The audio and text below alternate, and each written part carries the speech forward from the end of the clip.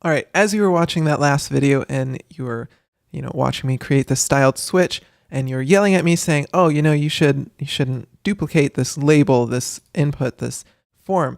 Well, first of all, don't yell. I don't like yelling.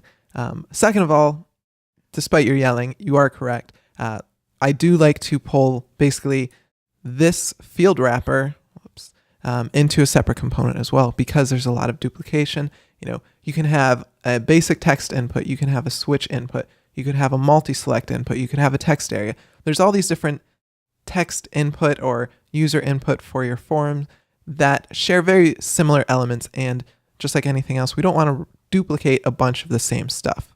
So with all that said, let's go ahead and do another small refactor. And if we look at the styled input and the styled switch, we can kind of look and see that the containing view, the label, and the error are all going to be the same. Really just the child, the text input, and then in this case, the different styling are different. So that kind of gives us an idea of how we want to refactor this. So what I'm going to do is say const field wrapper. It's going to be a new function that returns stuff. And then we can go ahead, let's grab the more simple one and just take this. Okay. Fixed my formatting. Wonderful.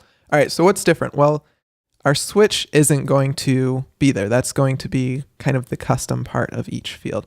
So what we can do is actually access children. That's kind of the prop that represents whatever's passed as, a child to that component. So we can go ahead and replace that. And then if we look at this, we can see we've also got a label we need. We've got our Formik props, and we've got our Formik key.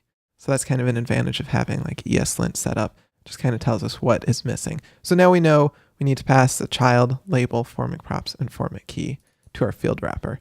So we'll go down here and basically, let's go ahead, do this on a new block. Okay, so we'll have our field wrapper that's going to take our, apologize for all this red.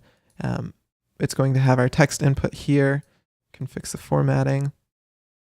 Okay, and then we know what actually needs to be passed to it. So we have our label, which is being passed as a prop already. So we've got our label. We've got our Formik key, which is going to be our Formik key.